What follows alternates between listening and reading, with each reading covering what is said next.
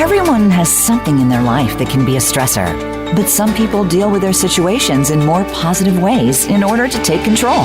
It's not difficult. You can do this too. Welcome to Thinking Hypnotically, Living Mindfully, with your host, Rusty Williams. In this program, you'll learn how using hypnosis and mindfulness can lessen the stress and strengthen your life. Now, here is Rusty Williams.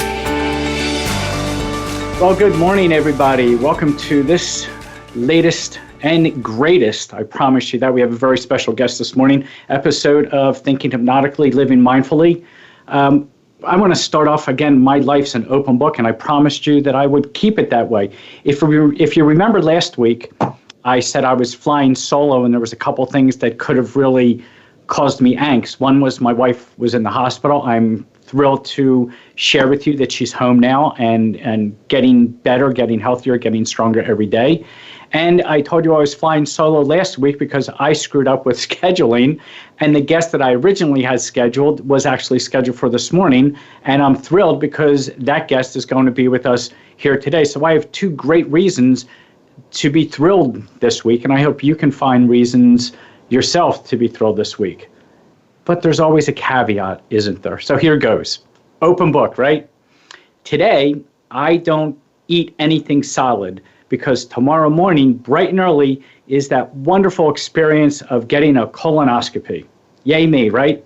So the way the prep goes now is they split it in two different preps. So tonight at 8 o'clock I start it, and then I have to do the second prep 6 hours before my reporting time to the endo center, and my reporting time is 7:15 a.m., which means about 1:15 in the morning, I'll be starting the second prep. And if you know anything about colonoscopy preps, well, I probably won't be sleeping. Now, I share that with you, again, because my life's an open book, but also because if you think about it, I could be worrying. Now, it's not that I'm not thinking about it, but I could spend my day worrying about stuff. I could spend my life, my day thinking about how horrible it's going to be today, only drinking chicken broth and having scoops of lemon water ice or Jell-O and things like that. But instead, because I've practiced mindfulness and I'm practicing mindfulness, I'm learning to just stay in this moment and not worry about what's going to happen tonight or tomorrow. So that's what's going on in my life, and so I can pretty much guarantee you that whatever you have scheduled for 1:15 in the morning, it's probably going to be better than what I have scheduled for 1:15 this morning. So let's get going with that little bit of information as the foundation. We've talked about the unconscious mind in all the previous shows. Last week, we even discussed it a little bit. And in today's show, the title of the show is Going Deep, the Power of the Unconscious Mind. And we are fortunate, and when I say fortunate, I really mean that. We're fortunate to have someone who has expertise in the unconscious mind and who's developed a protocol that's used by hypnotists all over the world, how to communicate with the unconscious mind. This morning, we're joined with Stephanie Conkle.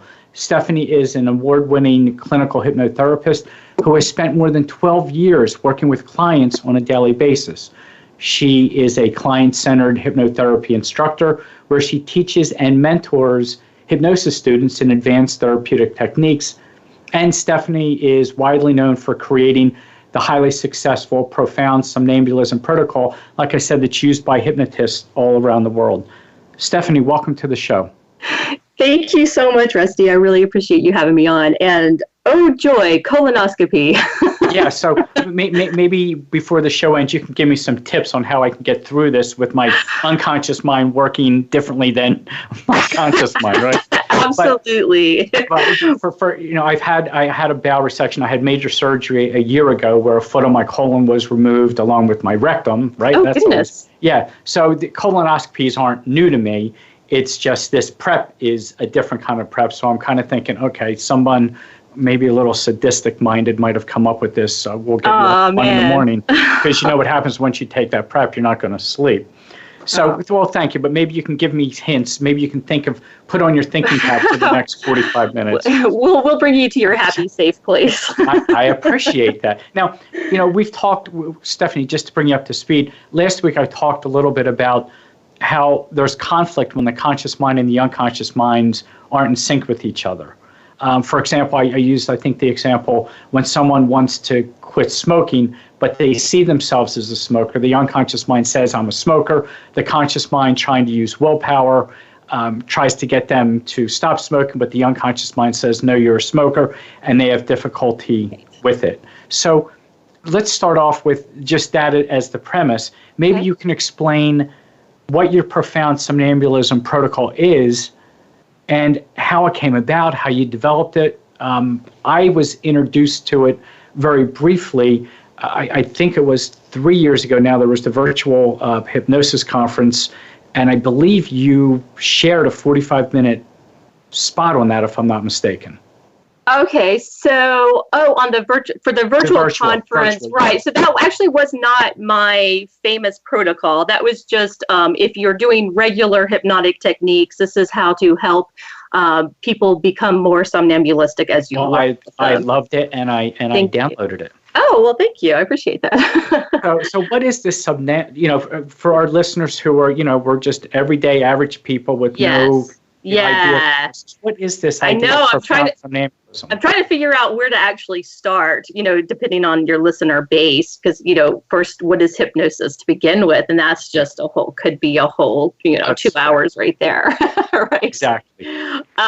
So, but let's just start with, that hypnosis is, let's just call it a state of concentration, okay?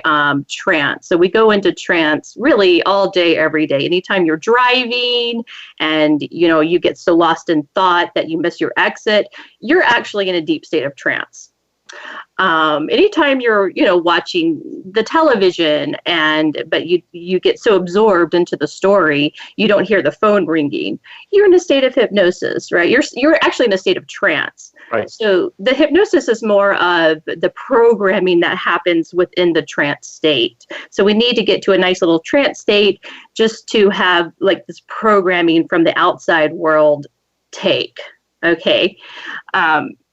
So most people are actually, walking around in a state of trance. Most people, everybody has been hypnotized. You just don't know that you were hypnotized. Yep. Because it's called something different. We've all been programmed since birth, right, to follow certain instructions automatically.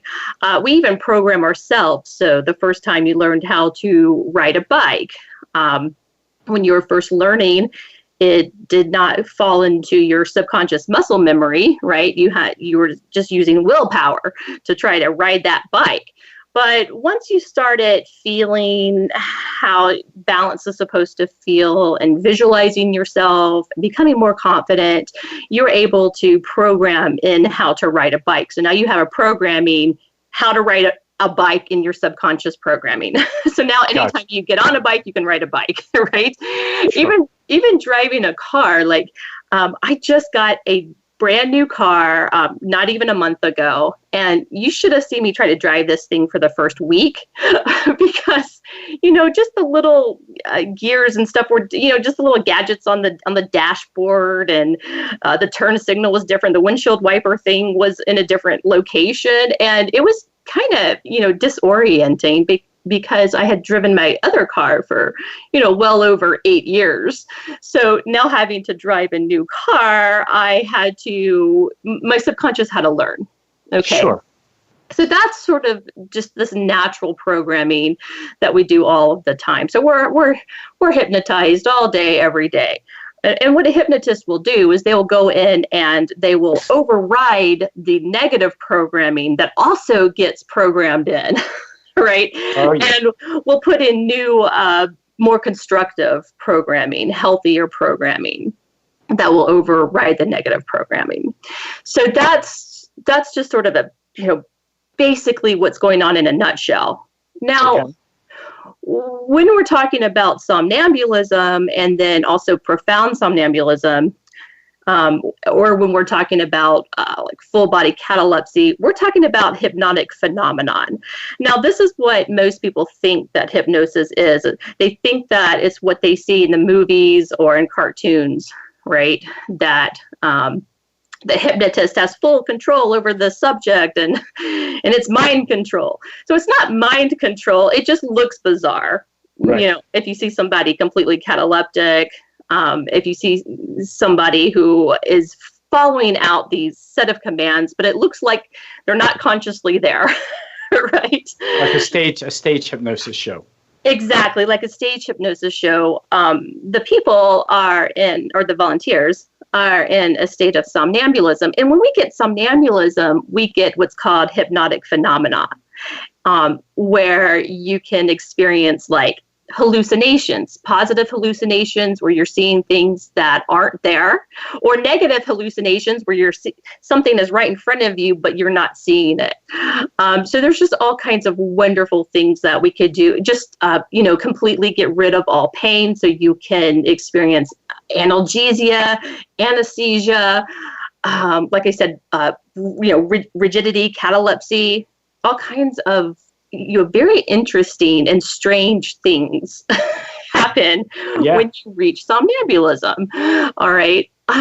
Also, when you reach somnambulism, you can actually experience amnesia. So you're not remembering the session or being hypnotized. Okay. And when you reach profound somnambulism, this is what I teach, is profound somnambulism. I'm teaching the hypnotist how to get the client's mind completely dissociated from the body, and where the client actually feels like they're sleeping or dreaming. They're not consciously aware at all of what the hypnotist is saying, and yet the deeper part of them, their subconscious, is speaking to the hypnotist through their own body, through their voice box. They just have no awareness that their subconscious is talking through them. Now, talk about spooky. Yeah, I'm thinking our listeners might be thinking, what's going on? Right. Yeah. So, but here's the thing. We all have a subconscious, right? And we all have we all have parts of our personalities that help us. And this, you can go back and read all of this in Jung and all of his theories of the collective unconsciousness and the archetypes and the active dreaming and all of that. So this concept has been around for a long time. I like to say that we all have multiple personalities, because, that kind of freaks people out sometimes. That's reassuring for people like me, though. Thanks. But we don't all have dissociative identity disorder. That's only when your personalities take over your main personality and lock it in a closet, right? Gotcha. But we have these personalities, what are called ego states. And we have these natural ego states that form as we are growing up. So we have an infant ego state. We have a child ego state. We have an adolescent and an adult and an older person and a wise person ego state, a rebellious part of us. And in all of these parts, when we develop, let's say going from the child to the teenager, we don't ever get rid of the child. That child personality that's a part of us actually just moves into the background, and the teenager kind of steps into the foreground. Okay. But that inner child is always there. Okay. Now, sometimes that inner child likes to take over, right? Yeah. And you see this with people, and you go, oh man, that dude was acting so childish today. Or, oh, wow, that woman, she's so childlike. I love her childlike personality. Well, that's their inner child part of the personality that just kind of moves into that forward position. But when it's happening, you have a conscious awareness that you're acting a certain way. We also have parts or ego states that develop anytime we go through a major trauma or a huge state of confusion. And this is what's called a coping mechanism. So a new part will form, will sort of like splinter off the main personality in order to protect you as you're experiencing this trauma, so that you're protected from it. And that's a very, very good thing, actually, at the time, if you need protecting. But the problem is if this protective part of you keeps trying to protect you when you don't need protecting anymore when it's not real. So like, for instance, for me, I had a huge fear of flying after my daughter was born. I didn't fear flying before she was born, but as soon as she was born, I started being scared of flying. And I would just think about getting on a plane. It might be 2 weeks out. And I would have a visceral physical reaction. My palms would start sweating. I would get nervous, right? And I had high anxiety. And that was a part of me that was really scared. It didn't want me to lose control. It was the part of you that it was protecting you. And it was protecting me. Something from way back was protecting you. Something inside me that developed into a coping mechanism was protecting me, and really was doing a great job because I would not get on a plane. But you do now. I do now. In fact, that's what actually got me into hypnotherapy. So we're up against the break. Okay. So here's what I want to do. I want to find out how you got past that fear of flying.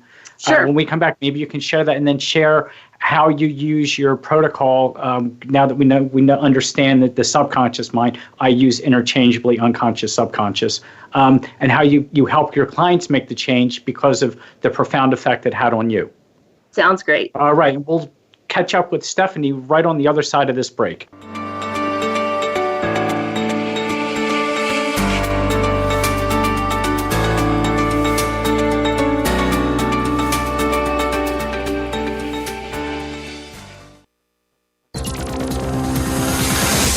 It's your world. Motivate, change, succeed. VoiceAmericaEmpowerment.com.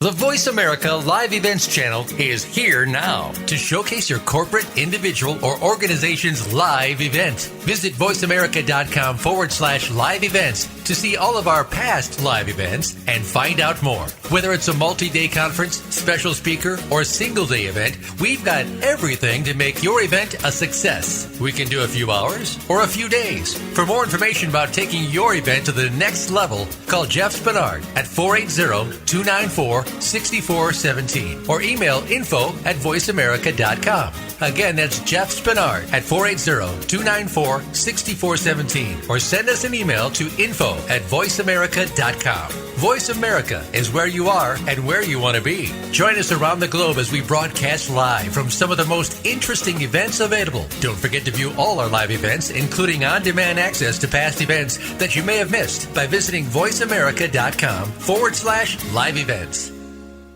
Have you become a member yet? Sign up now to become a member of Voice America. It's always free and easy. Plus, you get to take advantage of some great member benefits. Get unlimited access to millions of hours of on-demand content across all of our channels. Keep track of your favorite episodes, shows, and hosts in your own customizable library. Find out what shows you might be interested in based on your favorites. Plus, you get insider access with our newsletter.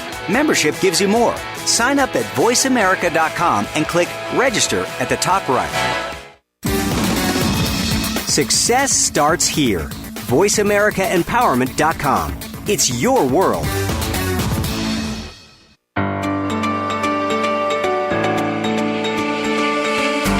You're listening to Thinking Hypnotically, Living Mindfully. To reach the program today, you're welcome to call in to 1-888-346-9141. That's 1-888-346-9141. If you'd rather send Rusty an email, his email address is 13.rwilliams@gmail.com. Now back to Thinking Hypnotically, Living Mindfully. Well, welcome back, everybody. And Stephanie, before the break, you were talking about your fear of flying and how you had this, I believe you called it a visceral, physical, emotional response. So here goes. Inquiring minds want to know, how did you overcome that? What happened? Well, hypnosis, of course. There you go. So what happened was I was just never going to get on an airplane again. Because I thought, I could just drive anywhere I need to go or, take a bus or a train or something. But then my husband made this little horror movie that got into the Cannes Film Festival in the south of France. I was a producer on the movie. We got invited to go to Cannes.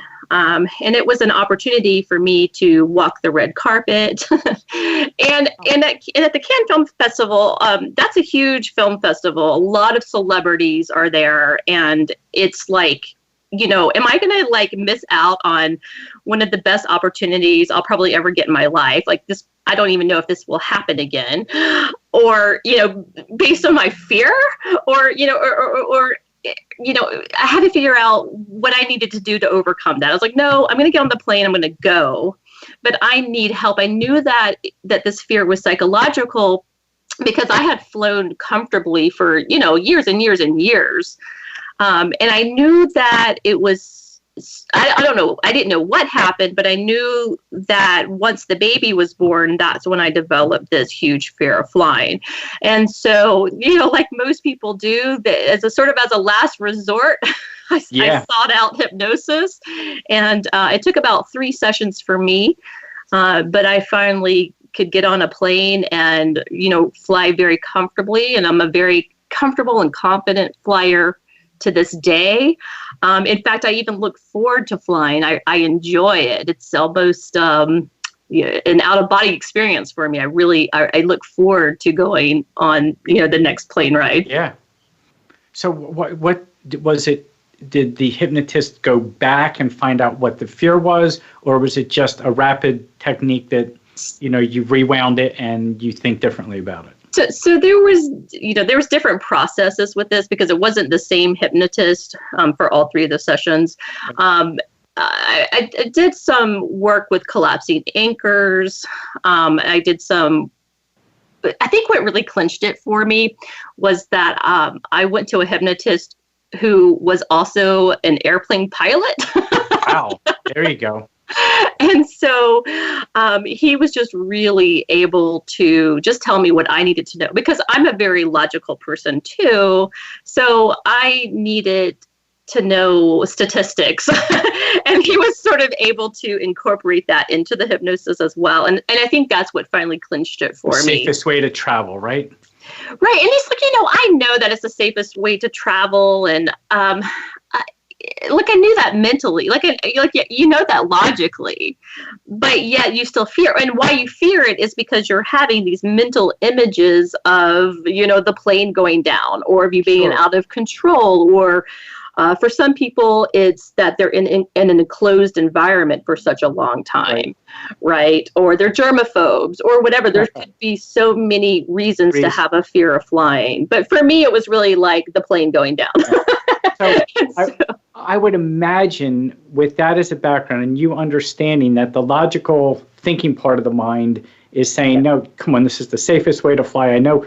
And you now understand profoundly, here I'll use one of your words, profoundly, the power of the unconscious mind that was trying to protect you. I would imagine, if nothing else, that gives you more empathy when clients come to you, knowing that logically they should be thinking this way, and yet they're being, whether it's because of prior programming, memories, fears, whatever it is, they're acting a different way. And I would imagine that gives you even more empathy with them. Oh, absolutely. And that's, my favorite people to work with are people who have fears and phobia, trauma, and PTSD. So my heart does go out to them, and because I know what they're going through. And I also know that we can completely reprogram this. And by the way, we can reprogram this without having to put the person into a profound somnambulistic trance. Oh, I was hoping we can reprogram through the imagination alone, right? So we can reprogram through symbols, through metaphors. Through symbols and repetition. And repetition, there's so many different ways. Like I say, there are many ways to skin a cat. There you go. So how do you, in a generic form, because I find this, and when I first read up on the protocol, I just found it so interesting. How do you communicate in a nutshell? This isn't your class, but how do you communicate with the unconscious mind so that because I'm sure our listeners are thinking, wait a minute, my conscious mind is here. How do you bypass that? Some would call it the critical faculty. We'll skip right past that. How do you communicate, and how does the unconscious mind? Did you set up beforehand how the unconscious mind's going to communicate with you, or do you just do it on the fly and see what happens? How does it work? So, all right, first of all, the unconscious is always conscious. There you go. So always starting, aware, always awake. Always aware, always awake, starting with that premise. So I'm always talking to the subconscious or the unconscious or the other than conscious, whatever you want to call it. Oh, exactly. And I treat it as if it's another person, even though it is part of the client. And I even have the client imagine, using this metaphor, I just say, just imagine if you were born with an invisible conjoined twin who's been with you your entire life, knows you better than you know yourself, and is always guiding you. That is the part of you that's going to program in all of the good hypnotic commands today. That's the part of you that's in control. I'm not in control. You're not in control either, but your subconscious is in control. And I'm just going to guide it and ask it to do a little bit of reprogramming today for your health and well-being. And so the subconscious heard me say all of that. Right? That's part of my pre-talk. Okay. And so so sort of set it up so that the subconscious knows that I know that I can talk to it and ask it to go in and reprogram the unconscious. When I say the word unconscious, I mean that as in the body's consciousness, right. And which I think is almost a separate consciousness as well. It's like the body has its own consciousness, and that's all of the autonomic commands and your heart beating and you breathing and your digestive system working without you having to consciously tell it to do so, right? Exactly. So, but then the subconscious is more of a personality. And the subconscious is sort of like a computer programmer for your body as well. So it can go in at the unconscious level and do all the programming. And I don't know how it does it. I just communicate with it and I just tell it what we would like for it to do or what programming we would like for it to install. And so once I get them into profound somnambulism, that's when I get that hypnotic phenomenon. That's when the subconscious can do this work at any time, right? But the reason why I get them into profound somnambulism is because I like for the subconscious to talk back to me in full sentences and let me know what's going on. Is this, problem that the client has, is it serving a purpose? Maybe there's a secondary gain. Maybe there's another reason why the subconscious may feel like it still needs that problem. And if there's a secondary gain, I want the subconscious to tell me what that is. Gotcha. And then if it seems like it's something that we can remove or solve in a different way that's not going to sabotage the client's health, then I can sort of like negotiate with the subconscious at that time or see if we can go in and remove it anyway.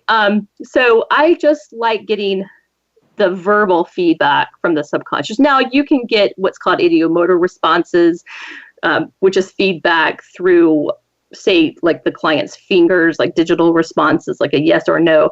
I don't typically like using ideomotor responses only because it's like playing 20 questions and you have to phrase all of your questions where the subconscious can answer yes or no. Yes or no. And there's so many areas of gray that, it's just better to get the full information so I can help the client in the best possible way. Now, when you are helping the client in the best possible way, are you saying, we'll use everyone, well, let's go with fear of flying. Mm-hmm. Let's go with fear of flying. Someone goes to a hypnotist for fear of flying. When you are talking to the subconscious, is it you, and I'm just, here's your choice, your yes or no, there you go, it's the on-off switch. I hate to do this to you. But is it you will no longer have a fear of flying, or maybe you can talk about the reason we use positive suggestions as opposed to negative goal setting. So setting a negative goal is, I will no longer smoke, I will no longer eat snacks, I will no longer. Yeah, and you know what, I go against the grain on this one. So that's what I wanted to ask. With the consensus of most hypnotists. It sounds like from what you've shared, that's what I wanted to ask you. Do you actually say you will no longer fill in the blank? No, I say to the subconscious, I say, is the fear of flying serving a purpose? Right. No. And if it says no, okay, since it's not serving a purpose, you could remove it, couldn't you? And it would say yes. And say, okay, thank you. Please go in now and remove that fear of flying. Let me know when you're done. Okay. I'm done. So I don't have to do, but if I do give direct commands, right, hypnotic commands, from this point forward, you are no longer a smoker. I have to say no longer. For sure. No longer. Right? Yes. And what I know is that it's really the intention behind the words. It's not the word itself. That the subconscious does hear and understand the words no and not. Okay. Despite what people may think or the teachings, what people have been taught or other hypnotists have been taught. Yes. The subconscious does understand the words no and not. Just make sure you put that inflection where you want it. Right. Yeah, so we don't have an unintended embedded suggestion, which we talked about a few shows ago. Right. And that certainly can happen at certain levels of hypnotic trance. That will never happen at profound somnambulism. Okay. Now, here's something that just popped into my mind. How long does this take? I mean, how long is it? A session for most of us? An hour. So to do this and to get this kind of change as rapidly and as permanently, literally, just your sessions aren't longer than a typical hypnosis session. Your sessions are just like walking into any other hypnotist, about an hour. About an hour, but if you include the pre-talk, it could go an hour and a half. Sure. First-time clients, usually an hour and a half at least. Yeah, and if you're just learning this protocol, I would even give yourself 2 hours, but no longer than that. But then, when they're in profound somnambulism, you can set up a post-hypnotic suggestion with a trance induction word that will automatically get them back into profound somnambulism anytime you want them to go there. So for the next session, all you have to do is, I call it the password. You just have to give them the password and they'll drop directly into profound somnambulism. You can speak with the subconscious again in full dialogue, direct voice. That certainly cuts down on the induction time, doesn't it? You do no induction whatsoever at that point. Okay, so your second session may only take 10 minutes, right? So even if it takes 90 minutes to set up in the first session, no big deal, because any subsequent sessions, it's just going to be automatic. Is this something that, how is this different with profound somnambulism protocol? Have you found that the results are more rapid? Are they longer lasting? Are they just different? How is it different from what other hypnotists have been using? It's different because I get information that I would never get. Because let's say a suggestion doesn't take for some reason, okay? Instead of me feeling like, oh, wow, I'm a bad hypnotist, I go in to ask the subconscious, why didn't the suggestion take? And it'll have a very good reason for it. So instead of us just hoping for the best, yes. even though we expect the best, you are getting real-time feedback. You're not waiting a week later to find out. You're getting real feedback right then if the suggestion. I'm getting feedback right there. I'm getting a feedback a week later, and when we see how the week went, and if things don't go according to plan, I want to know why, and the subconscious will tell me why, and then we'll fix it right then. So I don't typically have as many sessions. I typically only have 1 or 2 sessions. Sessions with, exactly. So I don't, Hypnosis isn't a phenomenal business plan, because when I tell people that, because our goal isn't to have clients forever. It's 2 or 3 sessions and we kick you out of the nest. Real quick, as we're coming up to a break, how long were you practicing hypnosis before you started kind of percolating in your mind? And then how long have you been using it since you've been a hypnotist? I think I've been using it for maybe 4 years now. Okay. 3 or 4 years 4 years. So for a long time, I was just doing hypnotherapy like anyone else, and I was still getting great results, of course.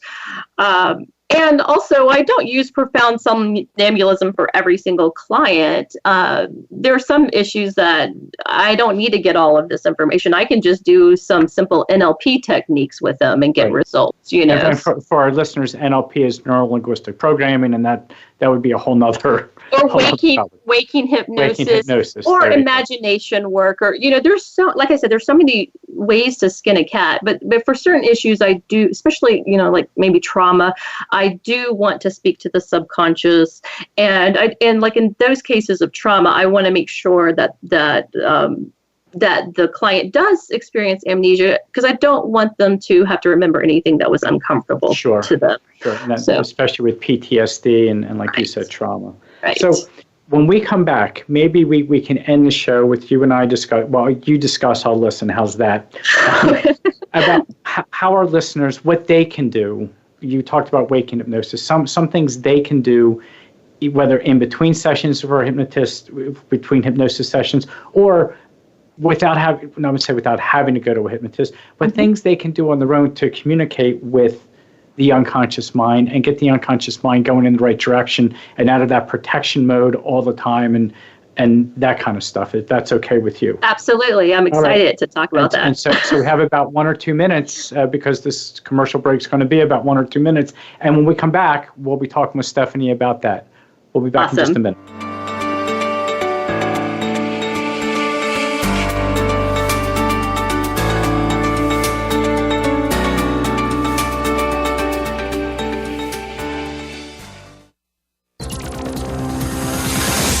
It's your world. Motivate, change, succeed.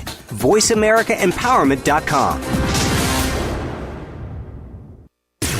Voice America programs are now available on your favorite connected device, including Amazon, Alexa, and Google Home. Through streams with Apple Podcasts, TuneIn, and iHeartRadio, listening to your favorite show is as easy as saying the show name followed by the word podcast. Hey, Alexa, play Finding Your Frequency podcast. If that doesn't work, try adding on TuneIn or on iHeartRadio or on Apple Podcasts.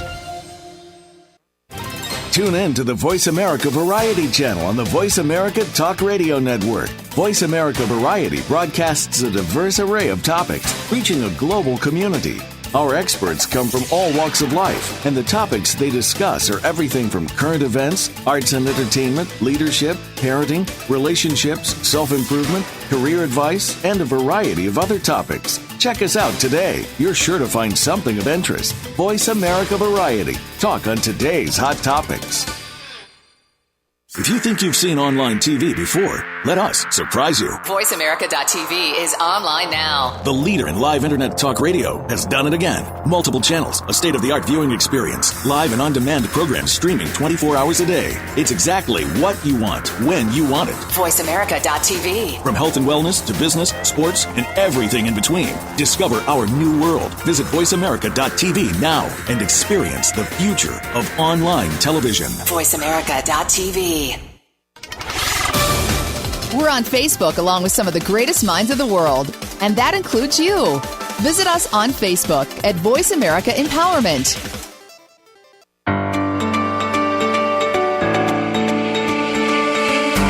You're listening to Thinking Hypnotically, Living Mindfully. To reach the program today, you're welcome to call in to 1-888-346-9141. That's 1-888-346-9141. If you'd rather send Rusty an email, his email address is 13.rwilliams@gmail.com.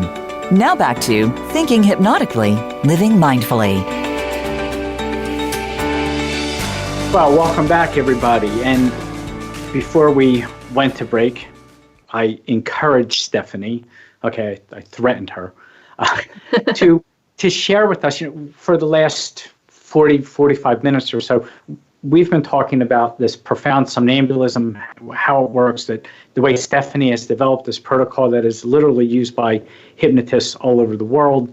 But I want you to understand that you don't have to go into such a deep trance in a hypnotist office. So, Stephanie, I'm going to ask you that follow-up, but I want to make sure our listeners know who you are, know where they can get a hold of you if they want to contact you. What's the best way? How can they find you? What's the best way to contact you? So the best way to contact me is through my website, which is clearliferesults.com. And I do online sessions for people who are not in the Atlanta area. But if you are in the Atlanta area, then you can obviously come to my office and and we can work together that way. If you're a hypnotist, an amateur hypnotist, or a practicing hypnotherapist, you can go to my website, stephanieconkle.com, and you can learn more about me and the programs that I offer that way. I also offer Profound Somnambulism as a digital training course as well. Great. I'm thinking maybe I'll do that. My birthday was last week. Maybe I can get my wife to buy me a All right. Awesome. Absolutely. Well, okay, here we go.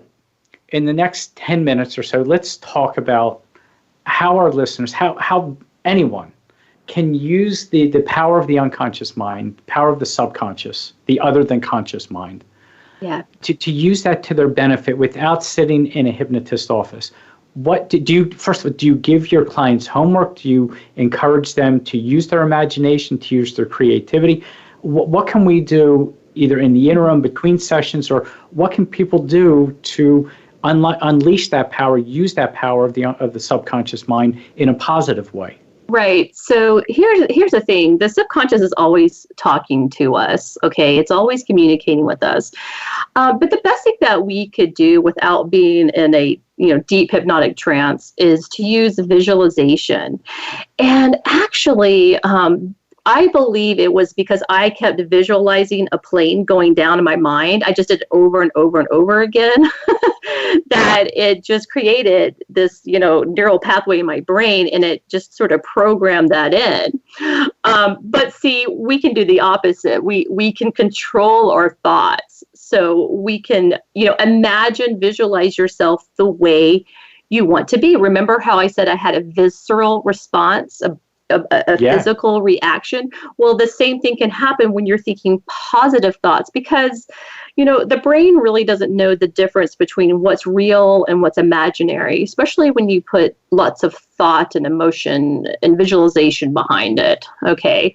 So now some people, they're not like that great at visualizing, but maybe they're better at feeling scenarios, happening, or maybe they're better listeners. So whatever, your best sort of learning modality is, sort of go into that and utilize that. But you can always talk to your subconscious whenever you want. All right. Your subconscious communicates to you every night when you're dreaming. It's sending you symbols in dreams. And, if you just get real still and you ask your subconscious a question, it will give you the answer. Whether it will give it to you in words or symbols or feelings, it's really up to the individual person. But what I say is, accept the very first thing that pops up is the correct answer. So what we try to do is, something pops up, nope, that's not for me, that's silly, that's weird, that's whatever, we judge it. And the subconscious is trying to really help you. But when we judge it, we shut it, we push it back, we shut it up. And then we keep, operating out of the mode that we had been in. We can't really change our mode of operation unless we really pay attention and trust the subconscious. So the first thing that the subconscious reveals to you is the correct answer. And maybe you don't understand it. Maybe it's confusing. That's okay. You can dig deeper and you can continue to ask your subconscious. So those thoughts that come up, and this is crazy, this can't be it, it must be my imagination and overload. Yes. Instead of analyzing it with the conscious part of your mind, you're saying, let it go and just see where it takes you. Yeah, let it go, see where it takes it. And you can start journaling, just do a stream of consciousness, let it flow out, because you will get information if you just allow it to happen and just kind of stay out of the way, let the subconscious flow through you. Okay. And is this a one-time thing? Like I visualize it once and that's it for, do you recommend, we know repetition, the subconscious mind feeds off repetition. So repetition is always great. Again, repetition is good to help like the neural aspect of it, the physical part. The subconscious is sort of more ethereal, but repetition always helps. It's not always necessary, kind of depends on what you're doing. Okay. So, but what's more important is that you just let your subconscious know that you're listening to it, you trust it, and allow whatever happens to happen. Some people go into deep meditation. I'm not really a good meditator. You and me both. I'm just not good at just sitting still and trying to be in the present moment. I'm a little too ADHD for that. But I will go like on long walks and not listen to anything. I'll just be quiet and I'll have all that monkey chatter, the monkey mind chatter in my brain. And I allow myself to have that monkey chatter, get it all out. Okay. But then, see, this is where you have to go on long walks, though. But it's good for your body. Then you get it all out, and then all of a sudden, inspirations come to you, ideas, right? You start solving problems. You start thinking of things and sort of bringing those things into existence. Like, everything that you see around you, it came out of somebody's mind. Right. It was a thought that they had, and they were inspired to have this thought by their inner self. So our minds are always, the subconscious is always sending us information, whether it's ideas, thoughts, even suggestions for us to act on. And I love what you said about, you look around, like I'm standing in a room right now in the studio, and I'm looking at everything on the walls. I'm looking at cameras, I'm looking at microphones, laptops. And you're right, every single thing, and for our listeners, think about this for a minute. What Stephanie said, again, I'll use the word profound. Every single thing that you see around you, other than what came from nature, but everything that's been made by humans, had to first be an idea, had to first be a thought. And so our minds, the imagination, I guess what I'm getting at is the power of the imagination is just that. It's very powerful. Absolutely. And go ahead. Yeah, no, I mean, and the thing is that I think we sort of underestimate how powerful even our imagination is, because we're always sort of in this, we're daydreaming all the time. Yeah. Right.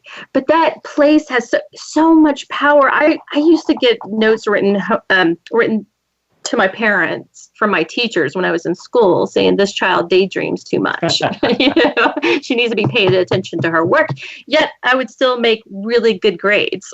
Right. Because I think I was absorbing even more information beyond what the teacher was saying when I was in this daydreaming state. Because you were learning it, you weren't just memorizing it. That's right. It was actually more receptive to the information. And yeah, my mind was sort of in another place, but yet I was still able to absorb the information. And that's sort of the same thing with hypnosis. Your mind can be in a completely different place, but you're going to absorb what you need to get in a much more powerful way when you go into this trance state. And isn't it, I don't want to say it's a shame, but I'll use that word. It's sad in a way that we encourage our children to use their imagination. We encourage them to pretend and think of, all kind of things as they're playing. And then something happens as we grow older where the idea of using our imagination and creativity, it's almost frowned upon. And in a way, I think it's a shame because it's the subconscious still wants to communicate that with us. And I think if I can paraphrase, encapsulate what you've been saying is if we just listen to it, a lot of the problems, maybe not the huge problems, but a lot of those can be resolved if we just listen to it. So it's a two-way street. We communicate with the subconscious mind by obviously giving it, and the subconscious mind is always listening to what we say, but we need to really tune into it and become aware of what it's communicating with us. Absolutely, because it wants to help you. But it wants you to listen. I hear that all the time when the subconscious is talking to me, like, he knows what to do, but he's just stubborn. There you go. There you go. So it's just the conscious part is just, that's our personality. Well, I'm just this stubborn guy, and I'm not going to listen to all this positive stuff that's trying to protect me, trying to help me, trying to preserve the good stuff. Before we go, Stephanie, one more time, remind our listeners how they can contact you, how they can find you, where they can find you. So you can find me at clearliferesults.com, clearliferesults.com. And again, I do sessions over Zoom and Skype. If you're long distance, or if you're in the Atlanta area, you can come, visit my office. And if you're a hypnotist, then go to stephanieconkle.com and just check out my training programs there. Well, that's where I'm going as soon as I'm done here. If you had to leave our list, I'm going to put you on the spot in less than a minute. Mm-hmm. If you had to leave our listeners with one suggestion, what would that be of how they can go about the rest of their week, the rest of their weeks, with a positive mindset, understanding that the power of the subconscious? Yeah, the subconscious is always with you, is always helping you. You are so deeply and completely loved. You are supported beyond belief, even much more than you're even aware of. You have everything within yourself to accomplish whatever you want. It's already there. It's just a matter of allowing it to happen. And sometimes that's a practice, the practice of allowing. Practice of allowing. That is the perfect way to end the show. I'm going to write that down too, by the way. Stephanie Conkle, I want to thank you so much for giving up part of your day to share everything that you know with me, with our listeners. I really appreciate it. My pleasure. Thank you so much for having me. Thank you. And listen, tune in next week where we're going to be talking about mindfulness and how it can help us accept our feelings and respond to them in healthy ways. We'll have a special guest next week as well. In the meantime, enjoy the rest of your week. I don't think at 1:15 this morning what I'll be doing, you don't want that visual. Have a great week, everybody.